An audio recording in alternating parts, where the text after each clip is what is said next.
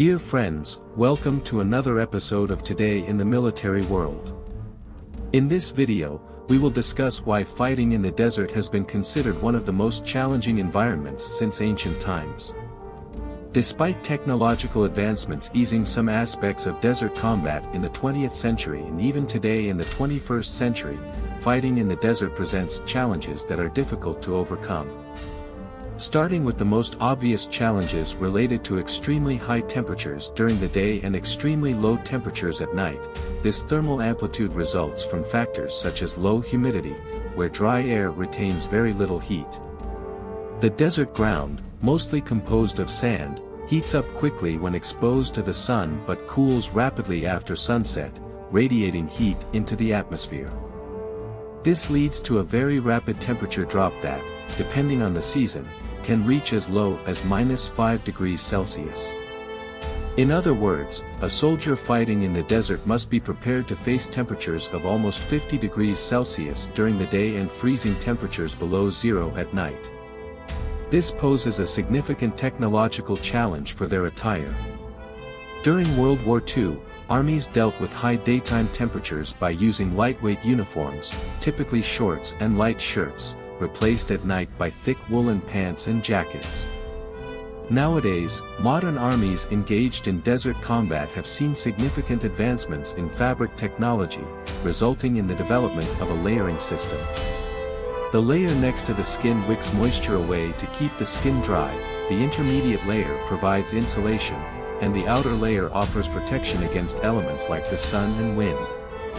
To protect soldiers from excessive sun exposure that can cause severe burns, the body needs to be as covered as possible. However, breathable fabrics are necessary to allow air circulation for body cooling. Another significant challenge in combating this biome is the risk of dehydration. An adult male needs to consume 3 to 4 liters of water per day to stay hydrated. However, in the middle of the dry and arid desert, carrying backpacks of 20 kilograms or more through long marches and runs, with the body fully covered by the uniform, the required daily water amount for a soldier not to dehydrate can exceed 5 liters. This means that to sustain a battalion, typically composed of up to 1,000 soldiers, an army will need to transport up to 5,000 liters of potable water per day, equivalent to 5 tons of cargo. This challenge highlights another significant issue in desert combat logistics. Despite the rapid mechanization that facilitated logistics in the desert, transporting massive quantities of water, weapons, ammunition, food, and personnel through areas with little or no infrastructure remains a major challenge for modern armies.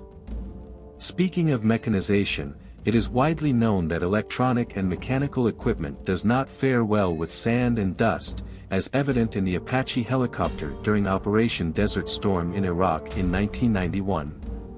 Despite being the world's most advanced attack helicopter at the time, the Apache suffered significantly from the desert sand and dust, resulting in excessively high operational costs due to the excessive wear and tear on mechanical and electronic parts.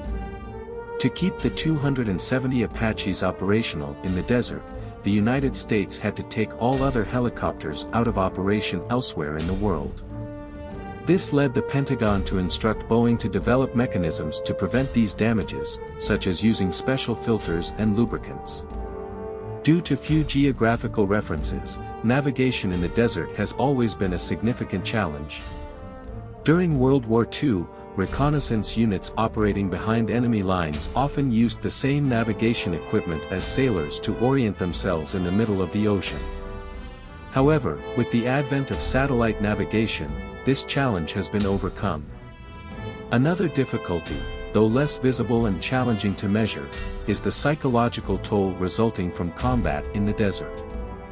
The isolation, monotony of the environment, and extreme physical difficulties significantly affect the psychological well-being of a combatant, potentially negatively impacting the morale of the troops and the operational capacity of the entire unit. All these points mentioned demonstrate why the desert is considered one of the most challenging biomes for modern combat, even for technologically advanced armies. Holy shit. Y'all know you're closer! I can't see anything! Keep doing what you're doing.